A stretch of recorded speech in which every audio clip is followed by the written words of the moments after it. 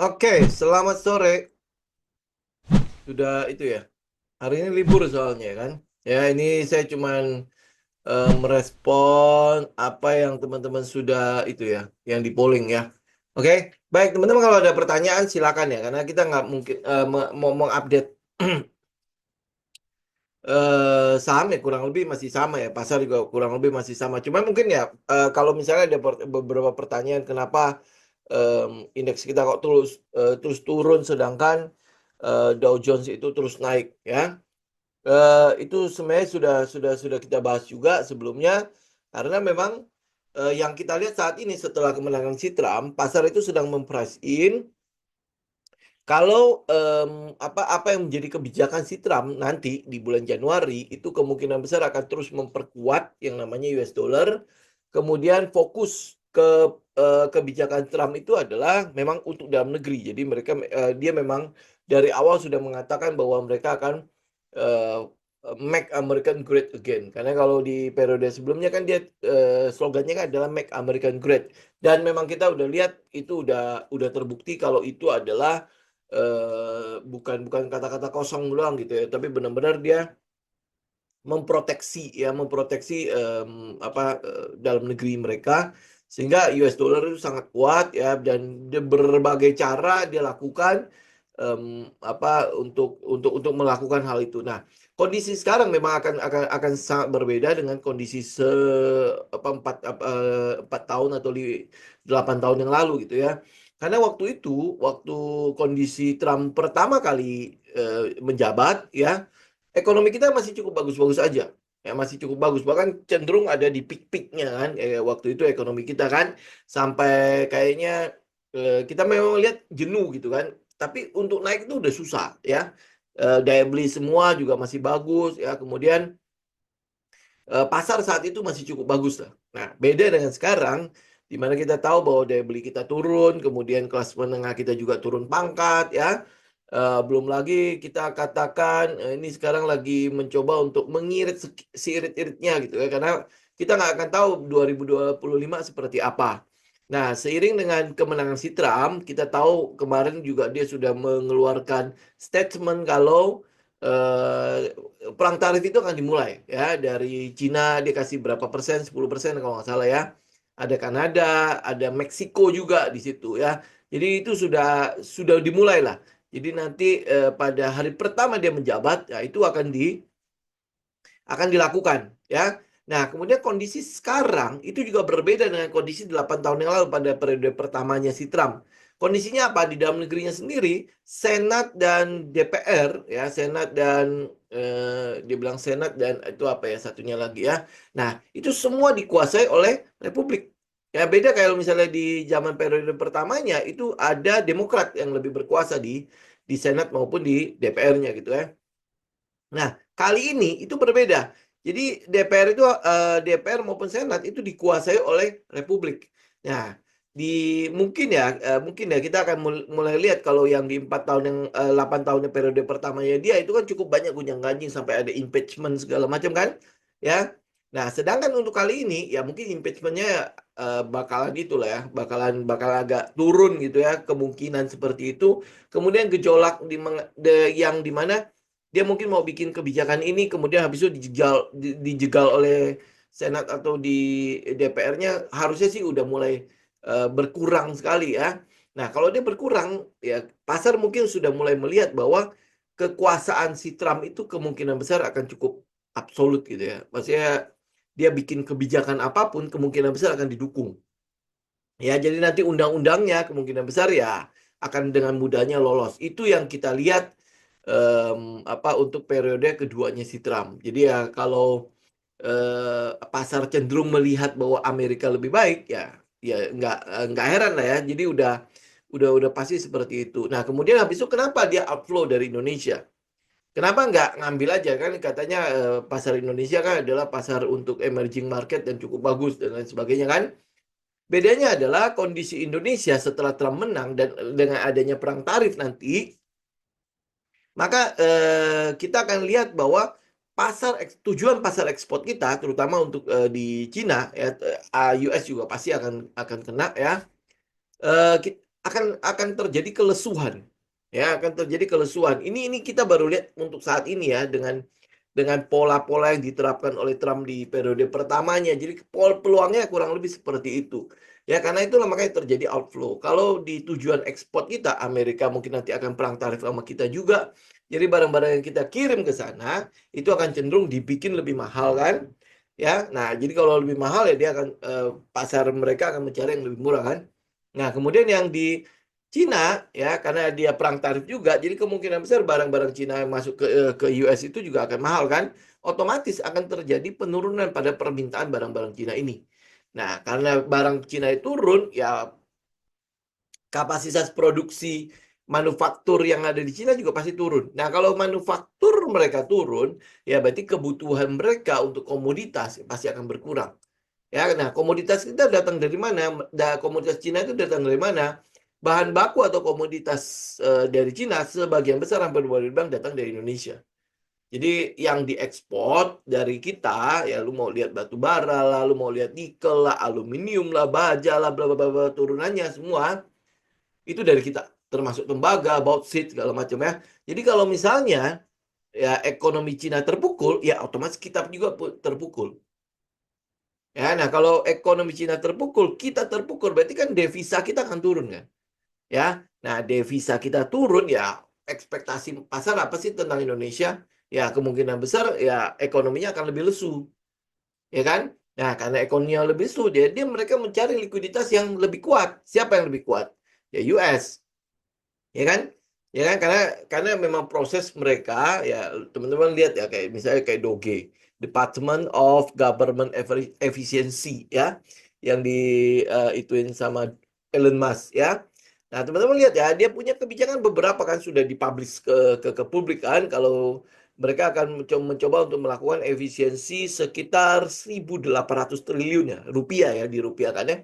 1.800 triliun itu gede sekali. Ya, belum lagi dengan efisiensi itu Elon Musk itu ada apa namanya memberikan peluang di mana US itu mungkin akan melunasi utang mereka yang begitu besarnya ya yang apa dari efisiensi itu. Ya, jadi kalau kita lihat ya ada peluang di mana US itu akan terus menguat. Ya, dan itu kalau berjalan benar sesuai rencana, kemudian termasuk dari Menteri Keuangan ya, Menteri Keuangan yang terakhir dipilih oleh Donald Trump itu cukup pro pada market. Ya, cukup pro pada market. Jadi artinya perang tarif ini akan diatur, kemudian habis itu pemotongan pajak itu akan terjadi. Ya, jadi artinya perusahaan-perusahaan yang di US, yang berbasis di US itu kan cukup diuntungkan untuk hal itu. Karena itulah makanya inflow ke US, outflow dari kita. Ya, mungkin akan terjadi pada negara-negara lain juga itu akan terjadi outflow. Ya, nah, habis itu ya, sekarang kalau kita lihat ekonomi kita lesu, apa yang harus kita lakukan? Ya, itu yang sering saya garis bawahi kan. Bukan berarti kita terus habis itu nggak bisa ngapa-ngapain. Betul, mungkin keadaan market saat itu ya tidak akan terlalu bagus. Ya, kalau teman-teman lihat dari kondisi indeks harga saham gabungan pada periode pertamanya si Trump, itu kan cuma sideways doang kan. Ya, artinya tidak kemana-mana. Ya, tetapi dalam keadaan tidak kemana-mana itu bukan berarti tidak ada saham yang punya katalis gitu ya sehingga dia bisa bergerak gitu kan. Ya, nah kalau misalnya contoh misalnya apa yang terjadi sekarang yang kita fokuskan itu adalah ya likuiditas yang sedang diarahkan pemerintah ke dalam negeri. Ya apa yang diarahkan ya itu yang kita ada ya kita mencoba untuk ngelis beberapa kan. Ya salah satunya adalah swasembada energi. Nah, nanti kita akan bahas ini swasembada energi ya.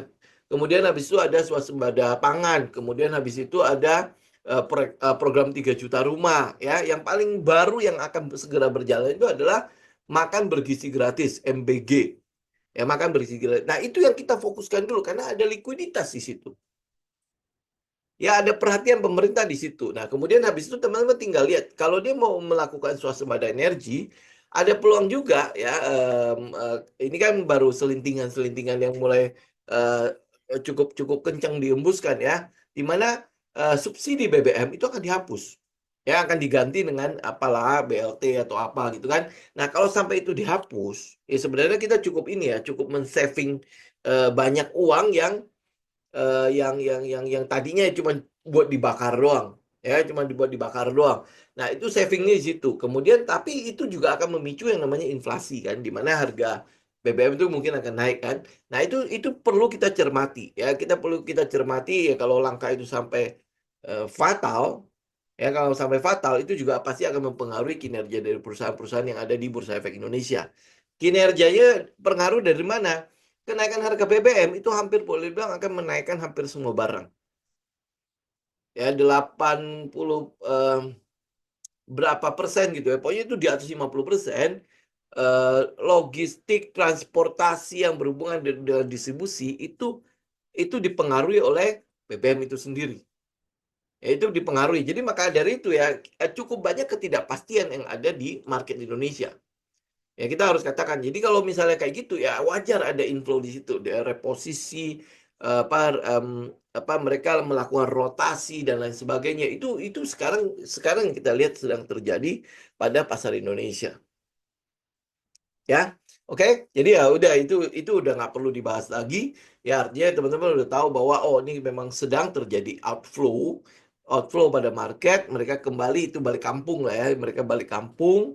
Ya mereka sedang saat ini ya sedang ya hype-hype-nya itu yang terjadi di Dow Jones, S&P 500. Teman-teman bisa lihat itu kan all time high terus kan. Ya. Nah, jadi kalau misalnya lihat seperti itu ya wajar. Apakah kita harus berbondong-bondong pergi ke pasar Amerika untuk ikutan hype di daerah situ? Sebenarnya kalau buat saya tidak terlalu suka ya. Kenapa? Kalau teman-teman lihat frameworknya kita, ya framework tradingnya kita agak sulit gitu ya, agak sulit kita karena kita bukanlah orang groundman di US sana yang mengerti gitu apa-apa sih yang akan terjadi ya. Kemudian habis itu research kita akan jauh lebih besar lagi ya. Kalau teman-teman mau melakukan itu ya silakan ya. Tapi ya PR-nya itu kudu benar-benar harus dikerjakan dengan lebih gila lah dibandingkan dengan kadang kita groundman di Indonesia karena kita orang Indonesia kan. Jadi kita mengerti misalnya budaya orang Indonesia, oh kalau dia begini dia akan begini. Gitu kan? Dia begini dia akan begitu gitu kan. Nah, jadi kalau misalnya di US ya kita agak susah.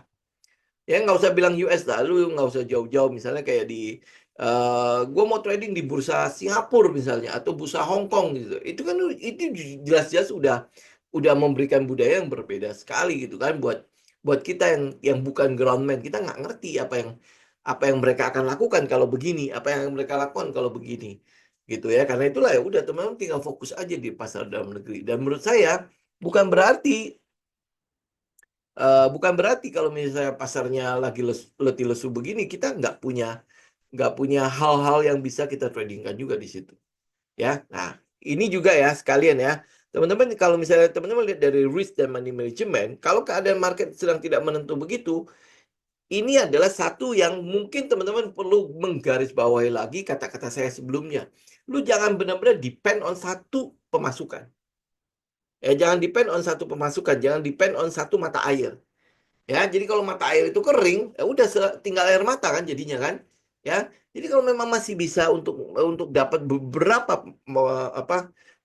pemasukan, ya lakukan itu. Ya jangan cuman ya oh, gue mau trading for living aja gitu kan. Ya kan enak gitu kan cuman di rumah saja. Iya. Ya lu ngelihat tuh enak.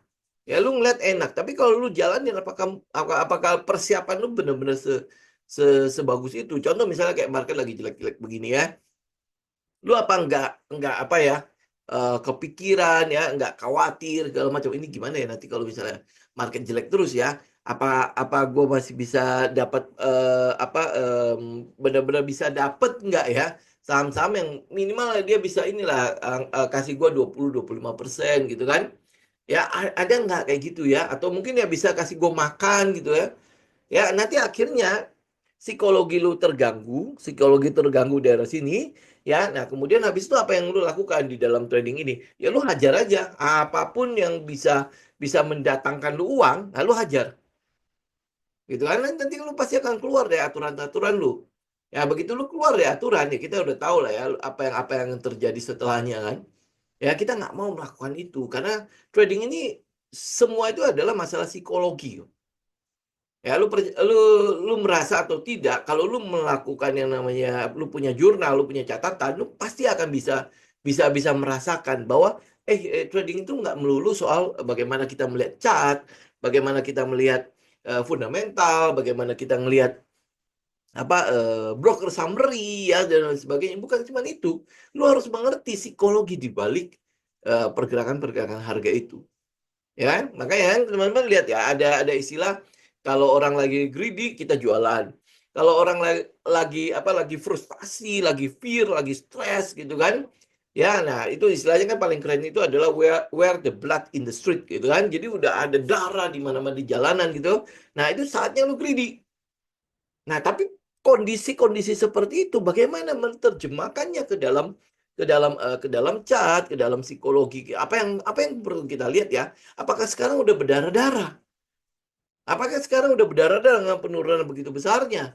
Ya, kita jelas ya, kita jelas teman-teman kalau mau lihat suasana berdarah-darah yang ada di jalanan, ini nanti di itu nggak di band nggak ya?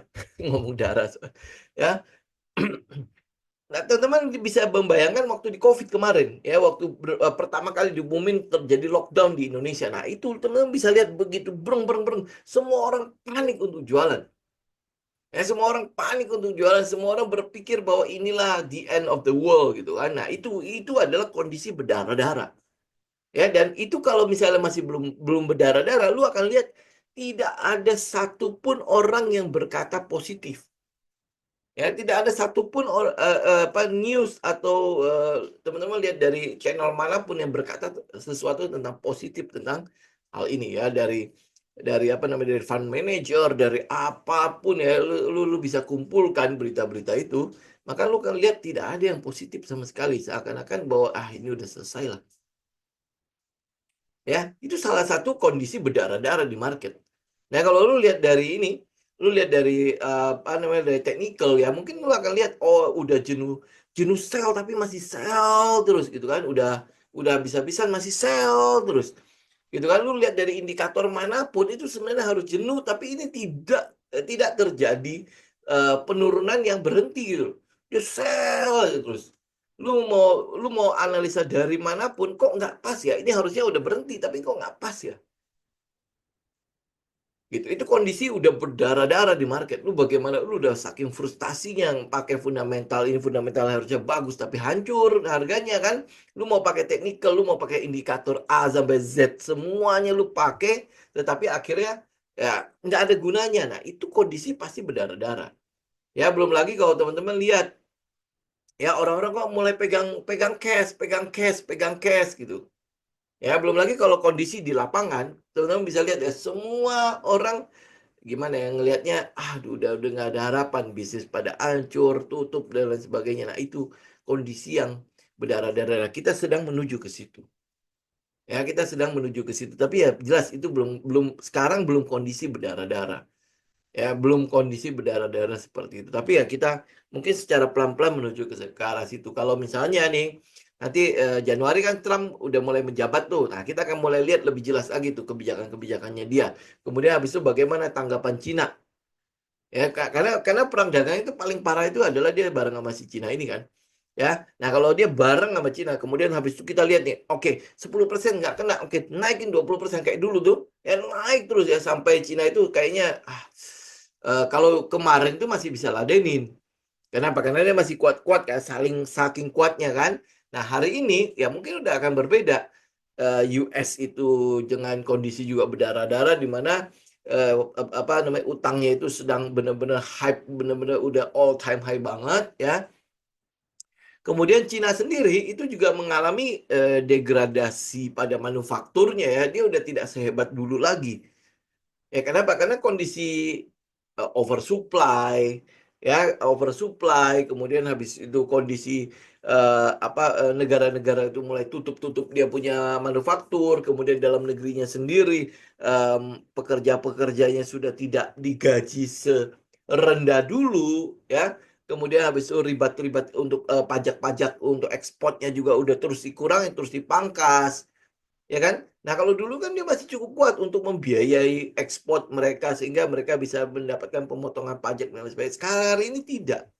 Hari ini kita tidak melihat dia sekuat itu.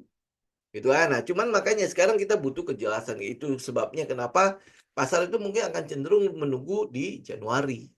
Ya, di Januari. Nah, ini outflow-nya mungkin belum akan selesai. Rotasinya belum akan selesai dalam waktu dekat.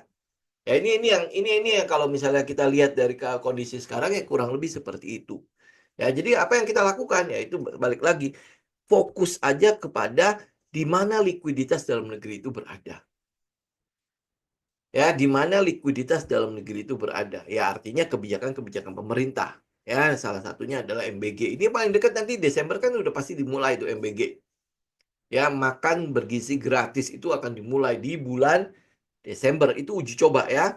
Nah, artinya Januari kemungkinan besar ya udah ya kalau Desember udah oke, adjustment ya apa-apa yang salah ya mereka akan mulai di Januari. Jadi ya kita lihat ini akan jadi kesempatan kita untuk memprice-in bukan cuma sekarang sebenarnya kita udah memprice-in itu udah beberapa kali kan. Ya. Nah, kemudian hari ini saya mau bahas ini. Ya, Avia out dulu ya harusnya sih udah out ya. Kemudian apa ini udah kondisi spring kan. Ya, teman-teman kalau lihat Avria, ini saya cuma mengupdate aja. Ini udah kondisi spring ya. Nah, apakah spring ini selesai apa enggak? Nah, saya cuma mau mengupdate beberapa hal tentang Avia yang mungkin kelewat kemarin. Salah satunya adalah soal buyback. Ya, soal buyback. Ya, buybacknya Avia itu ternyata masih berlangsung sampai Juni 2025.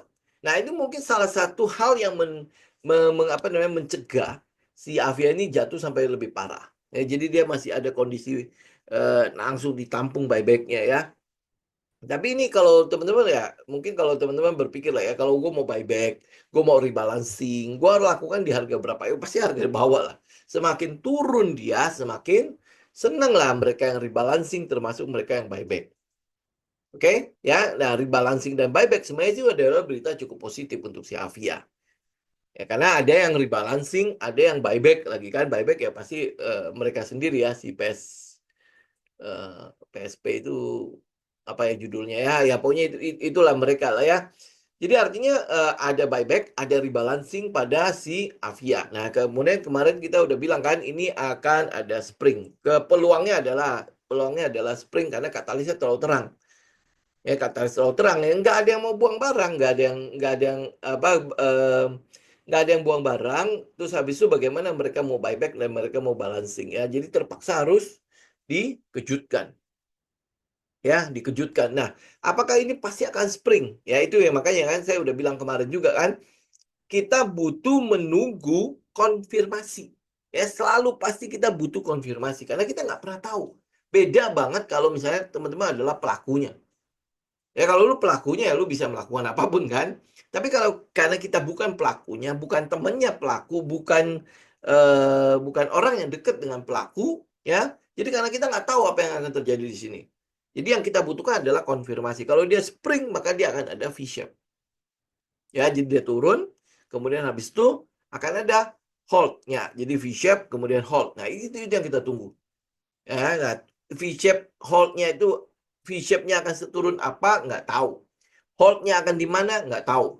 Yang kita butuh tahu itu adalah kalau misalnya dia berlaku seperti skenario-nya kita tinggal reaksi. Tugas kita cuma bereaksi. Oke? Bukan meramalkan. Oh, nanti dia akan turun sampai ke sini. Dia akan turun sampai ke sini. Ya, kita nggak usah pusingin. Itu kan jadi tukang ramal kita ya. Dan kita bukan itu.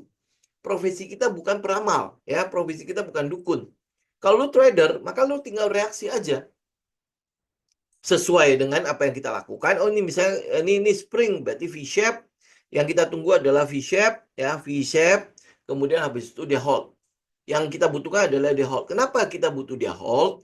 Agar kita tahu bahwa oh ini adalah area di mana mereka udah mulai berhenti. Tekanan jualnya itu enggak mulai berkurang ya. Tekanan jualnya kita lihat mulai berkurang. Kemudian habis itu kalau kita masuk area situ, ya kita tahu di mana kita letakin stop loss-nya. Ya, kita tahu di mana kita letak stop loss ya. Jadi kayak gini lah, teman-teman ya. Kalau truk itu sedang laju kenceng, lu mungkin nggak berhentiin dia. Atau yang jangan truk lah ya. Bus, bus ya, ini bus penumpang lah ya. Patas AC, ini sekarang patas AC udah nggak ada lah ya. Ya, ya itu dia sedang melaju kenceng gitu kan. Nah, lu mau stopin dia gimana kira-kira? Ya tunggu dia agak ngerem kan. Dia ngerem, kemudian habis itu dia mulai agak pelan-pelan, nah, stop, pasti dia stop. Tapi kalau dia lagi kenceng itu lu coba stopin, udah pasti ya kalau dia stop ya dia mesti nabrak, mesti ngerem mendadak, mungkin yang belakang itu bakalan nabrak, beruntun sampai ke belakang kan? Kan nggak mungkin kita lakukan itu kan? Ya, jadi kalau lu mau stopin yang bus-bus itu, maka lu harus tunggu dia agak pelan. Momentumnya itu menurun dulu kan? Baru lu mulai, oh lu stopin ya, kelihatannya akan lebih berhasil lu bisa naik ke dalam bus dibandingkan dengan dia lagi ngebut kenceng, hai, hai, gitu kan? Nggak mungkin dia berhenti. Karena kalau dia berhenti itu mencelakakan orang lain, cuma buat jemput lu. Beda kalau misalnya, oh, oke, gue berhenti karena lu adalah orang yang penting, lu pacarnya kah, istrinya kah, anaknya kah, mungkin dia akan berhenti, dia akan maksain untuk berhenti. Tapi kalau lu bukan siapa-siapanya di market, dia nggak akan berhenti buat lu. Karena itulah kita mesti menunggu dia berhenti. Ya minimal ya momentumnya itu melambat. Ya, kira-kira paham ya? Yaitu karena itulah makanya kenapa kita menunggu dia hold, menunggu dia best. Jadi V-shape, ya berarti kan V-shape itu berarti dia setelah dia turun dia naik lagi kan? Ya, jadi artinya kenapa kita mesti tunggu dia V-shape? Ini logiknya ya. Ya itu semuanya logika kok. Ya, jadi nggak cuma cuma ngomong aja itu V-shape apa segala macam asal-asal sebut aja kan. Nih, ya ini kan tekanan jual. Turun kan? Tekanan jual. Jadi kalau kita lihat itu spring, itu biasanya adalah ya tekanan jual yang udah mulai kenceng, peng gitu loh. Ya. Kemudian habis itu dia langsung naik. Jadi artinya ini tekanan jual, tetapi dilawan oleh tekanan beli. Oke, nah kalau misalnya dilawan, kira-kira siapa yang ngelawan? Ya kita cuma butuh tanda kehadiran dari si gajah itu. Kita butuh tanda kehadirannya si gajah. Ini mungkin salah ya. Ini ya. Nah, kita butuh tanda kehadirannya si gajah ini loh. Ya, jadi artinya kita retail nggak mungkin dulu bisa membelokkan tren itu nggak mungkin, ya kan? Nah, jadi tanda kehadiran si gajah itu nongol, jadi V-shape kemudian dibelokkan, ya, dibelokkan. Ini logiknya ya. Kalau lu ngarapin retail membelokkan ini, ya pasti itu saham tidak liquid, ya sahamnya punya 5-6 lot, gitu ya. Mungkin retail-retail bisa lah. Tapi kalau misalnya lu kayak misalnya kayak Avia segala macam, lu ngarapin dia membelok kan cuman gara-gara misalnya Budi gitu ya datang ke pasar, habis itu dia belok, itu nggak akan terjadi, ya. Oke. Nah, jadi yang kita butuhkan adalah dia belok. Nah, habis dia belok apa yang terjadi? Kita mau nunggu dia hold. Nah, hold ini kenapa? Hold ini adalah tanda bahwa si yang jual itu mulai berhenti, ya. Si jual yang jual itu mulai berhenti. Yang beli balik, ini yang beli balik ya. Ini yang beli balik itu juga belum melakukan apapun. Dia ngetes market. Gua kalau misalnya gue belokin ini, ya gue belokin ini, berhenti nggak tekanan jualnya? Kalau dia tekanan jualnya berhenti, maka dia tidak akan ada transaksi. Ya, berarti yang jual mulai selesai, yang gajah yang hadir udah mulai nongol, kita lihat ya. Kemudian habis itu dia berhenti. Nah, pada saat dia berhenti itulah itu yang kita bilang momentumnya mengecil. Nah, pada saat momentumnya mengecil, lu masuk situ jauh lebih gampang. SL-nya lu, stop loss-nya lu, itu bisa di sini atau bisa di bawahnya SL. Ya, nah ini teman-teman mungkin berpikir gini, bagaimana kalau misalnya dia spring ke bawah, kemudian habis itu dia hold-nya di sini. Nah, kalau gue taruh SL di sini kan jauh banget ya. Ya jauh banget kan, ini bisa aja 20%, bisa aja 30%. Nah itu lu nggak usah pusingin ini. Ini minnya itu lu nggak usah pusingin. Pada saat lu mulai menerapin yang namanya position sizing, ya position sizing, maka lu akan lihat, ya tunggu ya sebentar ya, IG-nya nggak kelihatan soalnya. Misalnya dia drop ya, kemudian habis itu dia naik, kemudian dia hold di sini. Ya, nah jarak antara ini sampai ke sini, misalnya gue beli di daerah situ, itu bisa minus 20%. Ya, bisa minus 20%. Nah, apa yang harus gue lakukan? Gila lu, gede banget. Lu masih harus suruh gue beli kalau misalnya dia holdnya daerah sini. Ya, lu nggak usah pusingin. Kenapa? Karena kalau lu hitung yang namanya position sizing, ya artinya lot size yang lu beli di sini, itu mungkin akan jauh lebih sedikit kalau lu taruh SL-nya di sini. Itu ya. Tetapi risk per trade-nya, resiko dalam setiap kali lu membuka sebuah posisi, itu tetap sama. Samanya berapa? Yang kita selalu sarankan adalah 1% dari modal. Jadi walaupun dia minus nanti 20%, lu tahu walaupun nanti dia kena SL dengan kondisi floating loss 20% sekalipun, ya, itu lu tetap hilangnya adalah 1%. Kenapa bisa begitu? Karena ada satu tools namanya position sizing. Ya, position sizing. Nah, bagaimana cara menghitung position sizing ini buat teman-teman yang nggak tahu, teman-teman bisa cek di YouTube, itu banyak banget di situ. Jadi kalau lu terapin itu, nggak usah pusingin itu. Nggak usah pusingin soal, oh, nah, gila lu minus SL-nya sampai segede itu dan lain sebagainya. Ya, lah itu kan berarti sama aja gua akan minus 20%. Ingat, walaupun dia minus 20%, ya, resiko per transaksi lu tetap sama, 1%. Ya, bagaimana cara mendapatkan 1% dari modal lu, walaupun dia minus 20%, ya, yaitu namanya position sizing. Ini namanya risk management. Oke? Ya, jadi kalau misalnya nanti akhirnya nih, contoh misalnya ya, dia spring kemudian hold. Ini kan V-shape ya. Kemudian dia hold. Nah, kemudian kita masuk di sini. Oke? Ya, kalau lu terapin position sizing, lu nggak usah pusingin soal minus ini. Ya, dan kalaupun nanti dia salah berarti kan dia turun kan, tapi kalaupun dia benar nanti tinggal apa yang lu lakukan, dia naik kemudian lu masuk lagi pada saat dia konfirmasi, ya, lu masuk lagi pada saat dia konfirmasi. Nah, pada saat dia konfirmasi lu boleh masuk lebih gede lagi. Kenapa? Karena stop loss lu lebih kecil lagi, SL lu di sini, ya kan? Ya, nah V-shape itu cuman untuk titip sendal. Ya, V-shape itu untuk tipe sendal. Benar nggak ya? Dia melakukan, benar nggak si gajah nongol ya? Benar nggak ya? Benar nggak? Kan lu pasti bertanya-tanya kan? Ya, pasti ada keraguan kan? Ya, nah itu makanya kenapa V-shape dan hold itu menjadi sinyal pertama buat lu lihat, dia udah mulai balik nih. Ya, nah habis itu next adalah ya lu tunggu dia break kan? Dia break ya, setelah dia hold, dia break, kemudian lu beli pada saat pullback.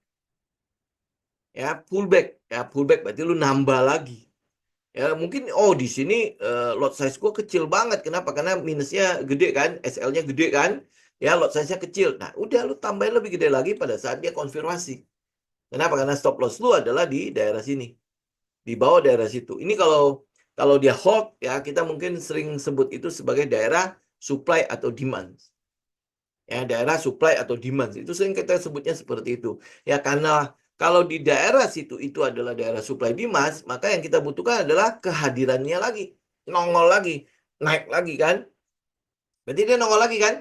Nah, karena dia nongol, jalannya terburu-buru, itu pasti akan ada order-order yang tertinggal. Itu yang kita sebut sebagai unfulfilled order, um, ya unfulfilled order, mungkin ada yang sebut itu sebagai fair value gap, apalagi ya. Ya istilah teman-teman tinggal cari-cari sendiri lah ya. Nah itu dia tutupin gap itu, balik lagi untuk menjemput order-order itu. Ya habis itu baru mulai naik. Itu prinsipnya pullback gitu. Ya jadi makanya ini kalau teman-teman Avia, di Avia misalnya tadi kemarin teman-teman kena stop loss ya, kemudian habis itu udah keluar, ya udah lu tinggal menunggu dia V-shape. Kalau dia nggak V-shape bagaimana? Ya kalau dia nggak V-shape bagaimana? Ya sudah, tinggal lu cari lagi tempat yang lain. Ya ini kan kita memperkirakan akan adanya spring kan. Ya kalau lihat dari katalis-katalis yang ada, program 3 juta rumah juga masih belum mulai kan. Yang baru dimulai itu adalah CSR. Ya, CSR. Tapi kabarnya itu katanya pemerintah sudah mulai mengucurkan berapa triliun tuh ya untuk membangun berapa rumah gitu lah ya. Ini nanti teman-teman cek lagi lah. Tapi yang kita lihat adalah ini program itu belum dimulai. Ya karena menterinya sudah ngomong itu belum dimulai. Ya baru baru ini ya, baru proyek-proyek CSR doang dari eh, PANI ya, PANI kan. Ya 13 triliun ya udah ya. Nah, itu untuk berapa rumah Pak tadi? Sempat cek nggak? Ya. Karena itu dia belum mulai ya. Jadi ya udah nanti kita lihat. Memang sentimen positif untuk Avia itu karena dia adalah emiten cat satu-satunya, yaitu yang kita lihat program 3 juta rumah adalah yang paling dekat. Kemudian kalau kemarin kalau nggak salah kita udah bicara yang fundamental juga kan, lonjakan pada fundamentalnya kan, lonjakan pada IPS-nya kan belum terjadi. Ya, jadi ya kita masih menunggu itu juga. Itu Avia ya. Oke. Udah? Nah, kemudian habis itu saya mau tutup dengan satunya lagi itu adalah TAPG. Ya, cuma mengingatkan aja. Ya, ini berhubungan dengan subsidi energi ya. Apa subsidi energi? Swasembada energi ya. Ini sebentar lagi akan kena nih. Kalau teman-teman lihat ya, nah ini yang mungkin teman-teman bisa perhatikan ya, yang mungkin yang sering saya sebut itu sebagai supply dan demand itu. Ini kayak gini nih ya. Contoh seandainya kalau dia V-shape sama hold. Ini adalah area misalnya ini adalah holdnya nih. Nah, kayak gitu tuh holdnya. Ya, kayak gini nih holdnya. Ya, ini yang makanya sering disebut sebagai area supply atau demand. Sebenarnya kalau akan dia akan lebih kuat kalau dia berhenti atau lama. Jadi akan lebih kuat. Tapi ya kurang lebih begitulah ya. Nah, jadi ini adalah gerakan untuk menjemputnya.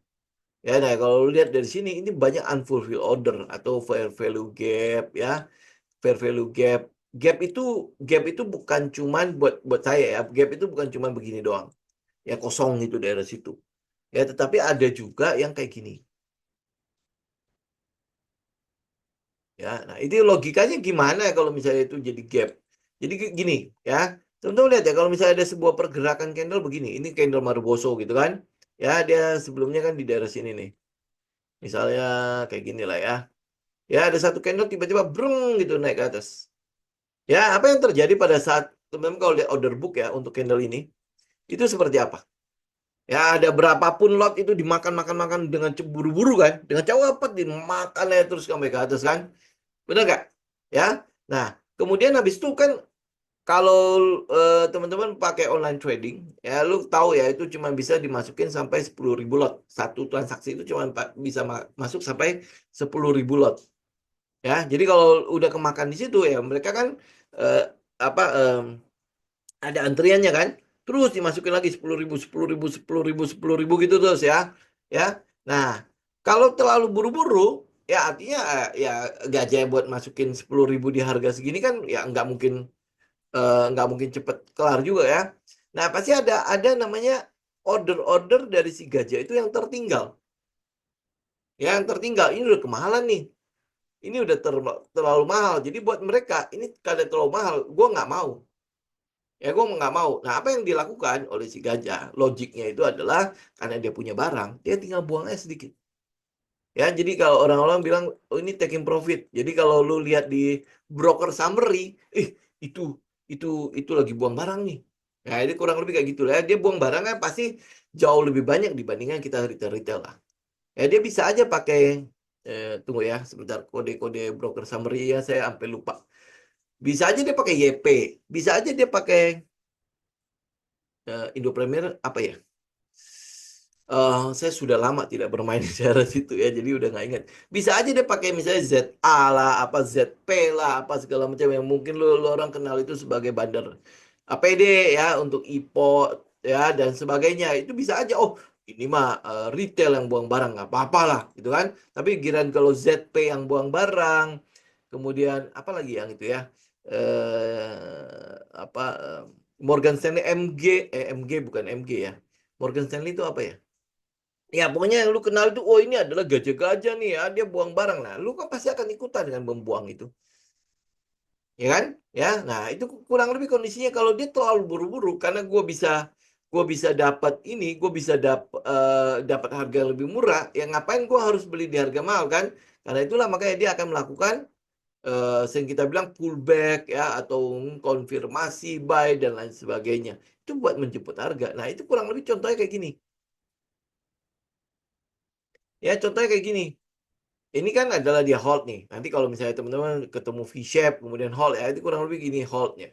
Ya, holdnya juga bisa di kayak gini. Ya, dia hold, ya kemudian habis itu bang gitu kan. Nah, yang kita tunggu itu adalah dia konfirmasi.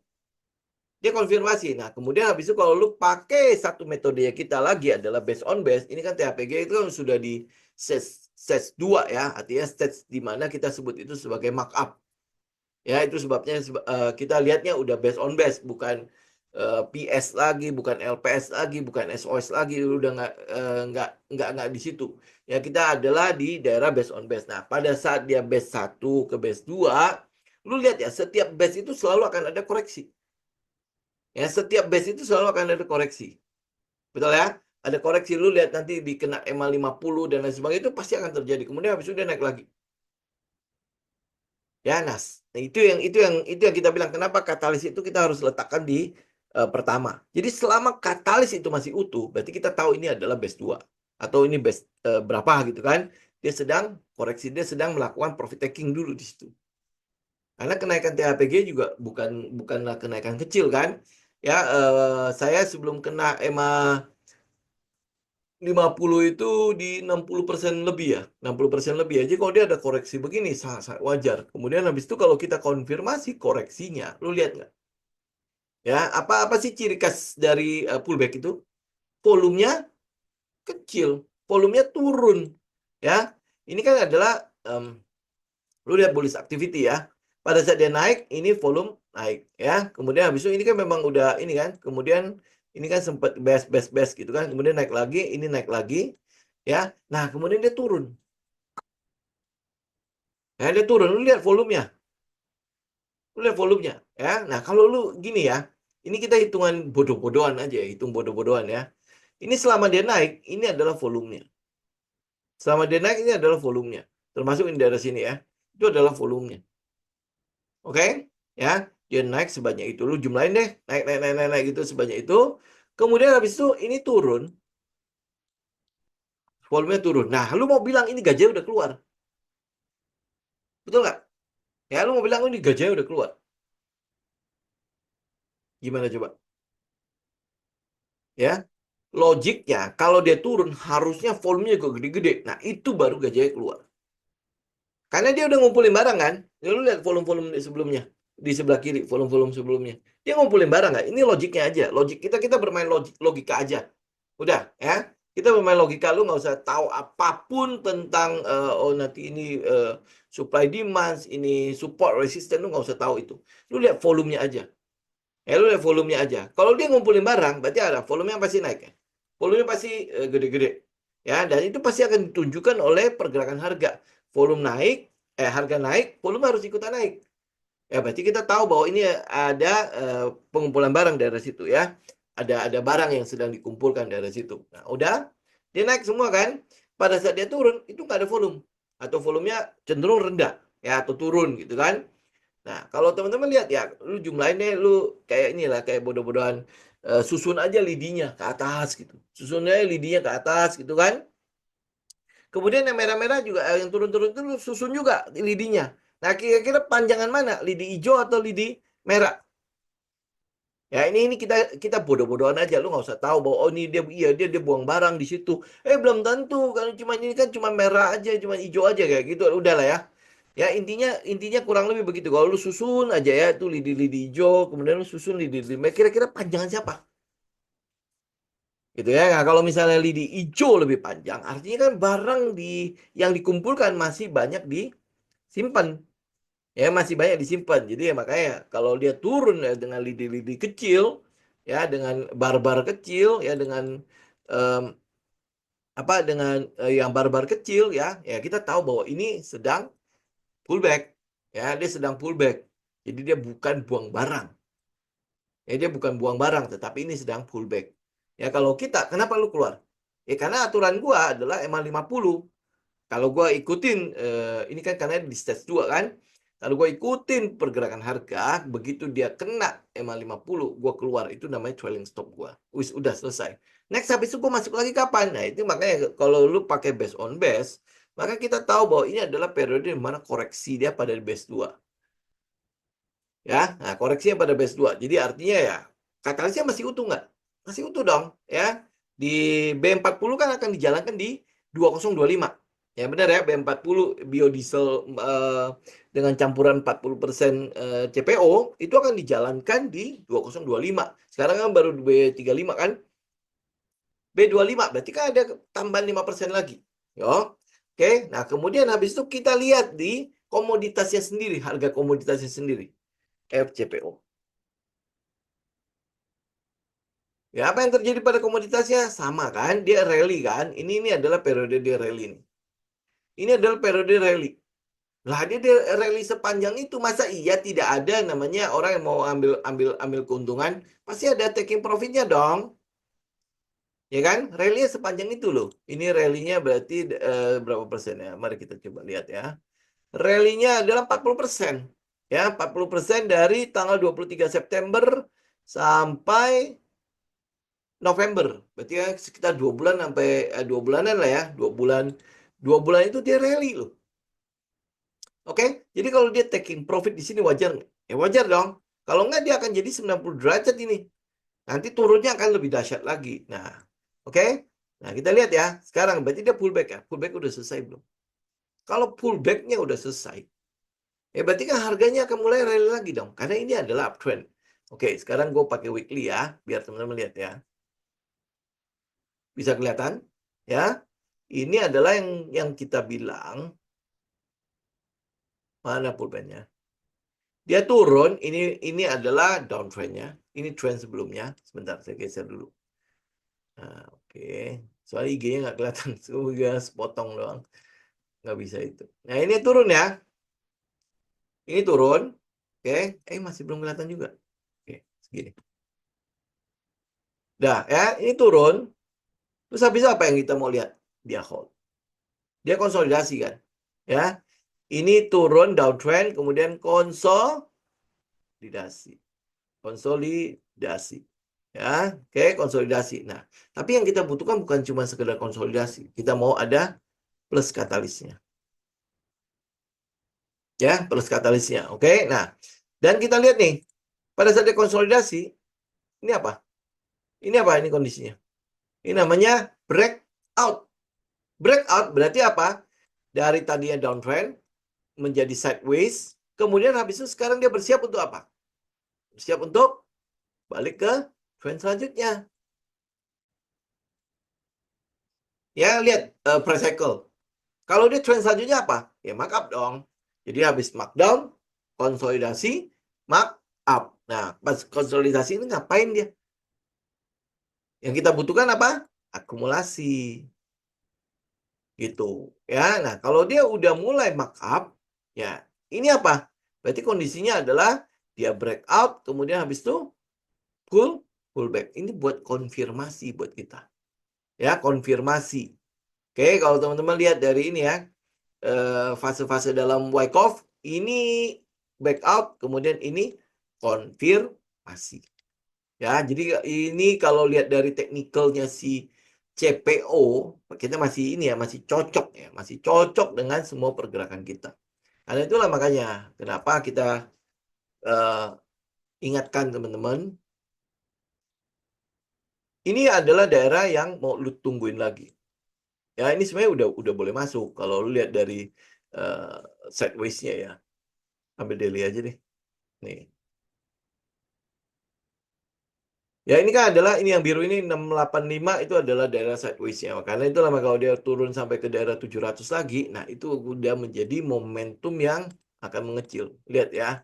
Nanti dia akan mulai ini udah mulai ada PS-nya kan. Nanti dia pasti akan mulai hold. Nah, pada saat hold itu perhatikan.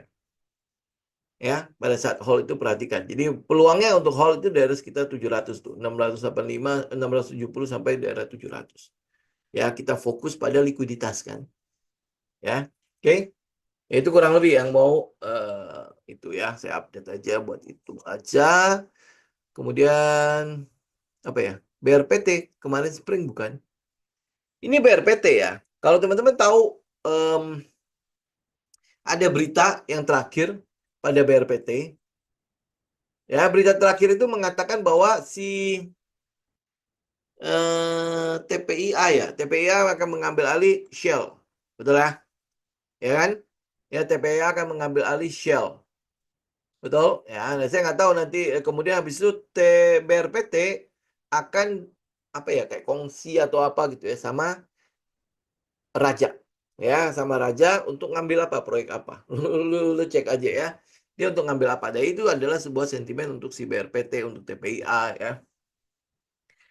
Nah, apakah itu menjadi sentimen yang cukup ini ya, cukup solid untuk mengubah fundamental pada pada si BRPT atau tidak. Nah, itu teman-teman nanti cek ya. Tapi kalau untuk teknikalnya, saya sih kurang begitu kurang begitu suka ya. Ya, ini adalah area yang kita mau lihat dari kemarin tuh ya. Ini adalah VCP. Ini adalah VCP. Ya, dia udah mulai break kan. Ya, ini nggak ada urusan sama soal spring. Ini adalah VCP, volume pair analysis. Salah. Uh, Volatility contraction pattern. Ya, kalau lu mau tahu VCP itu apa, lu tinggal cek bukunya Mark Minervini ya. Di situ akan menerangkan kepada kita apa itu VCP. Nah, reaksi ini apa? Ini reaksinya itu adalah ke daerah sekitar trendline ini. Bentar ya, saya atur dulu. Nah, ini adalah reaksi di sekitar trendline. Oke. Ya, ini adalah reaksi di sekitar trendline itu. Ya, apakah dia reaksinya benar pas atau tidak? Lihat volumenya. Oke, nah ini volumenya juga cenderung turun ya. Nah, ini mungkin nanti akan ada VCP lagi.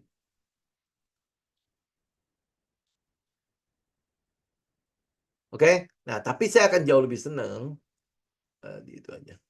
Saya akan jauh lebih senang kalau katalisnya jelas. Kalau katalisnya nggak jelas, saya lebih baik saya nggak ikut BRPT.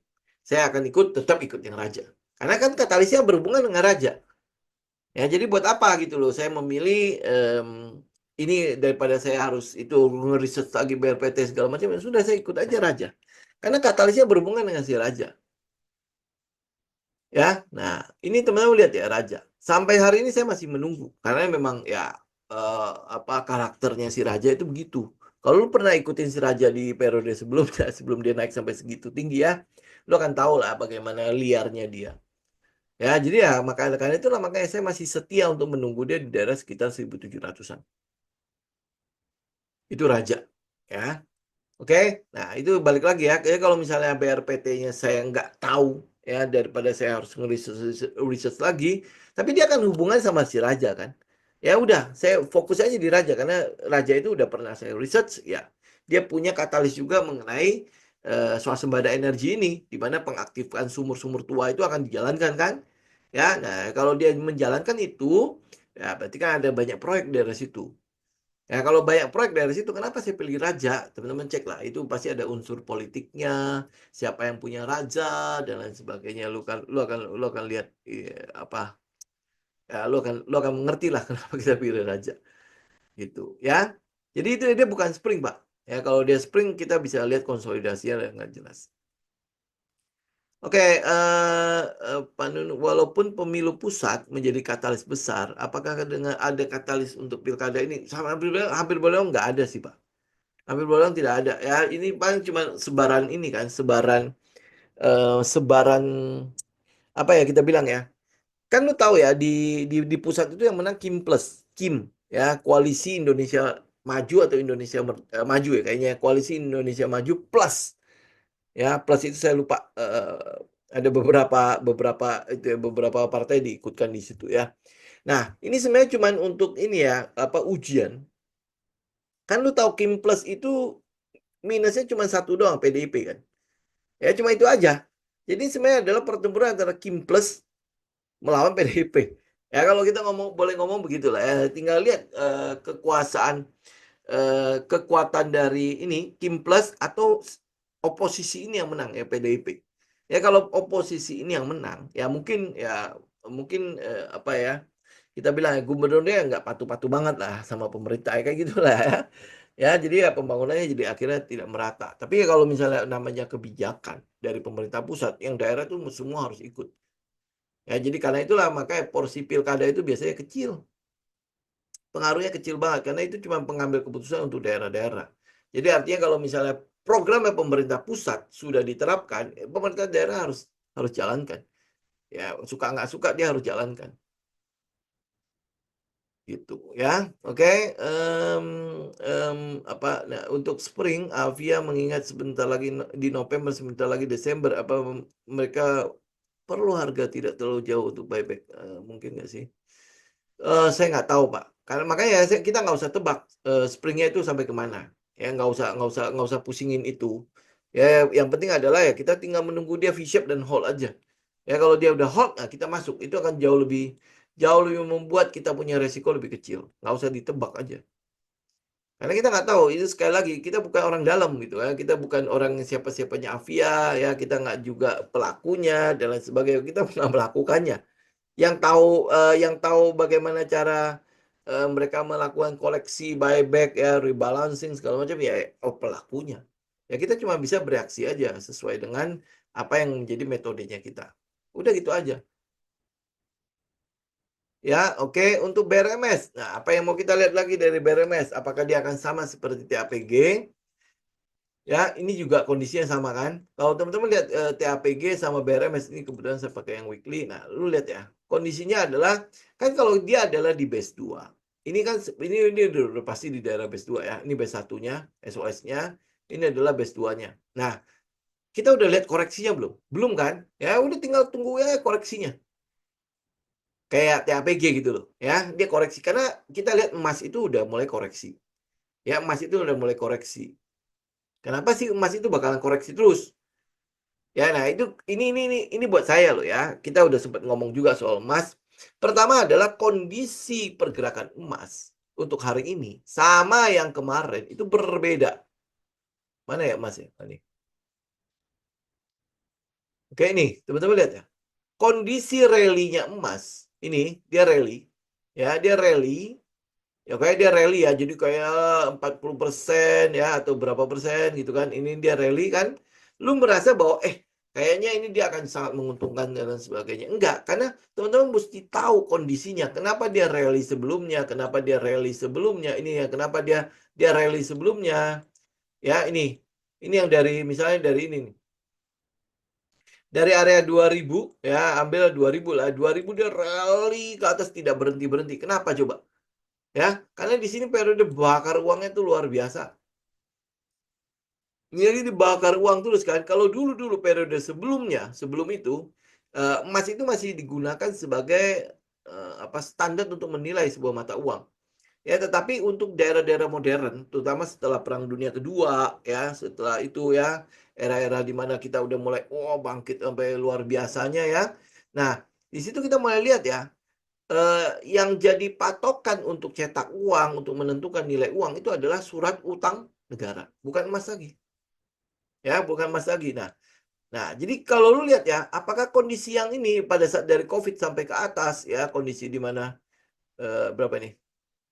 71% naiknya akan terulang lagi. Ya, nah ini yang kita lihat kondisi dari COVID sampai hari ini itu seperti apa. Di situ kan saya udah katakan ada 2 event besar. Di situ ada perang, di situ ada COVID. Ya, COVID itu apa? COVID itu membuat negara-negara itu cetak uang sampai gila-gilaan, sampai nilai uang itu nggak ada harganya. Karena itulah makanya emas bersinar. Ya, jadi dia menjadi safe haven, aset safe haven. Ya. Kemudian yang kedua adalah perang. Perang Rusia, perang Timur Tengah, dan lain sebagainya. Itu adalah kondisi saat waktu itu. Ya. Nah, ini akan menjadi berbeda. Kenapa menjadi berbeda? Karena Trump menang. Ya, COVID kan udah nggak ada.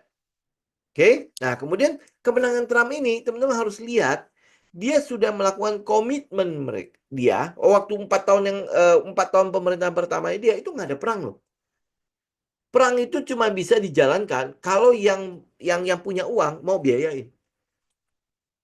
Ya, kalau yang punya uang nggak mau biayain, nggak akan terjadi. Lu lihat kayak misalnya Ukraina, kenapa sampai hari ini dia masih bisa melawan Rusia. Di situ ada Eropa, di situ ada Amerika.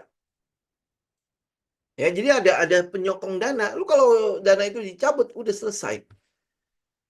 Ya. Nah, kemudian lu lihat yang Lebanon sama si Israel kan sudah terjadi gencatan senjata kan? Ya kan? Kenapa? Mungkin saja ada ancaman dari US. Ini gua akan stop. Gua akan stop lebih baik gua enggak dong. Dana dari mana gua untuk melakukannya? Nah, kebetulan kalau Demokrat, teman-teman lihat ya, kalau Demokrat penyokong dananya itu yaitu industri senjata-senjata itu. Karena itulah makanya mereka jauh lebih senang perang. Sedangkan si Trump pendukung dananya itu lebih banyak di apa ya kalau tidak salah itu daerah yang minyak-minyak ya. Ya, jadi lebih ke ada dia lebih ke arah pemberdayaan ekonomi, pemotongan pajak dan lain sebagainya. Itu dia Republik itu kalau tidak salah cenderung adalah dalam negeri. Sedangkan Demokrat memang cenderungnya adalah luar negeri. Ya, moga-moga saya nggak salah ya. Demokrat waktu itu mengumumkan perang itu cuman karena sebenarnya 9/11 ya. Itu karena ditabrak itu ya. Kemudian George Bush Junior mengatakan bahwa kita perang. Itu toh ya. Sedangkan yang di sebelum-sebelumnya itu memang kalau di Republik itu jarang perang. Ya mereka lebih baik ke dalam negeri. Nah, kalau lu lihat kondisi begitu, berarti emas itu ada potensi apa? Koreksi. Ya, kalau lu lihat teknikal manapun pada emas, itu lu lihat udah semua udah dalam keadaan jenuh beli. Ya udah keadaan jenuh beli. Jadi karena itulah makanya dia punya apa peluang untuk koreksi. Kemudian habis itu kalau di dalam negerinya bagus, US-nya bagus, berarti kan ada mata uang US yang terus menguat kan? Ya, mata uang US yang menguat. Kemudian ekonomi US kemungkinan akan lebih baik. Kalau dia lebih baik, gue lebih baik apa? Melakukan risk on. Gue masuk ke saham-saham yang punya potensi untuk mendapatkan benefit dari kondisi ini. Gitu ya. Nah, balik lagi ke BRMS.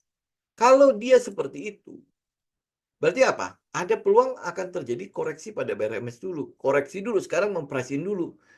Ya, mempresin dulu ya. Kemudian habis itu ya tinggal kita lihat ke depannya apa? Laporan keuangan. Laporan keuangannya ya harus tetap bagus. Kalau laporan keuangannya tetap bagus, maka dia akan tetap diapresiasi. Ya, tetapi bukan dari komoditas lagi. Ya, kita melihat katalis untuk BRMS bukan dari komoditas lagi, tapi dari laporan keuangan. Karena itulah makanya kita butuh menunggu laporan keuangan sama corporate actions yang dilakukan oleh manajemen. Yang kita butuhkan untuk manajemen melakukan aksi-aksinya apa? Kalau dia dapat laba, kita mau dia ekspansi. Itu. Ya. Apalagi ini ya, ada sebuah ini kan berita yang mungkin akan melemahkan emas di mana Cina menemukan berapa ton ya? 300 ton atau berapa ton ya? 300 atau 3.000 ton ya emas di negara mereka. Ya kayak itu belum dieksploitasi kan, nah, tapi ya dia udah menemukan itu. Jadi artinya ada cadangan tambahan emas di situ. Ya, oke.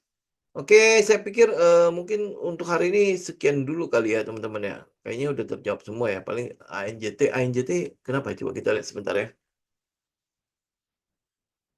Ini apa yang ini kan berhubungan dengan sawit kan, ya. Jadi kalau saya bilang ya, ini tinggal kita tunggu aja.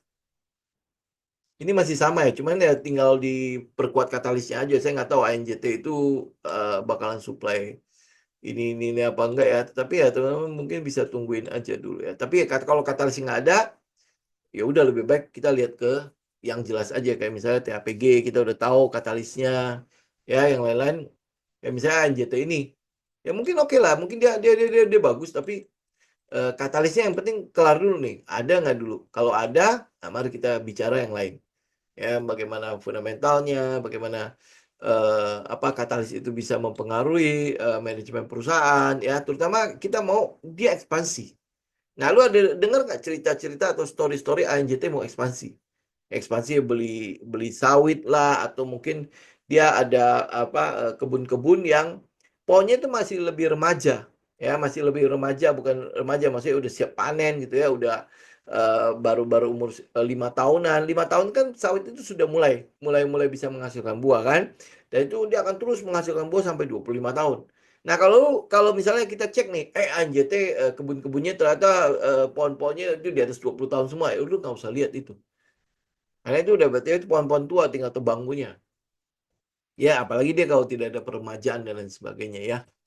Itu ya, jadi dicek dulu ya. Tapi ya ini kalau teknikalnya sih oke lah ya. Kita mungkin masih harus menunggu beberapa saat lagi ya. Oh iya, ya. Ya, ya pengumpulan barangnya sih udah mulai itu ya, udah mulai kelihatan ya. Jadi kita paling akan tunggu adalah ya, lu cek katalisnya dulu deh. Habis itu kan kita tahu nih apa yang kita butuh, kita mau price in kan, ya baru mungkin akan jauh lebih ini, jauh lebih baik kalau kita menganalisanya. Oke? Oh, IJT ada Pak Lo. Oke. Ya berarti ya kita boleh pinjem boleh pinjem fundamental. Oh baru 4 tahun ya, berarti masih lumayan lah Pak. Itu masih tahun depan itu. Ya jadi kalau misalnya kalau dibeli sekarang ya berarti lu harus simpan untuk yang berapa tahun ke depan lah ya. Gitu ya. Nah, artinya ya mungkin Pak Lo ngelihatnya kayak gitu ya. Jadi dia baru 4 tahunnya berarti tahun depan baru akan mulai panen kan. Ya kalau sampai dia mulai panen ya artinya dia punya potensi untuk datangin pendapatan lah ya. Tapi itu juga kita mesti lihat dia bisa ngolah nggak. Kalau dia punya kebun udah bagus, ini kan udah cukup remaja kan, masih 4 tahunan kan. Kemudian dia punya pabrik biodiesel juga. Oh, itu udah enak. Ya. Jadi artinya dia punya bahan baku, bahan bakunya masih akan terus menghasilkan sampai 20 tahun ke depan. Ya, kemudian habis itu udah tinggal kita ya tinggal kita lihat bagaimana kapasitas pabriknya, kemudian habis itu apa yang dia lakukan sama CPO-nya gitu. Ya. Oh, ada kacang juga dia. Oke, tinggal dicek aja ya. Kalau teknikalnya sih oke sih. Ya, nanti kalau misalnya teman-teman udah punya itunya ya, baru kita mulai itu aja ya. Kita mulai bahas ANJT aja. Ya, kalau enggak ya udah tinggal fokus aja ke TAPG kan lebih jelas ya. Katalisnya untuk saat ini. Oke, ya. Baik teman-teman. Saya pikir kita cukupkan dulu ya untuk sekarang ya. Nanti kita akan ketemu lagi hari Jumat mendatang ya. Oke, besok kelas ya. Jangan lupa ya jam 7 malam ya. Oke, sampai ketemu lagi. Saya izin pamit. God bless.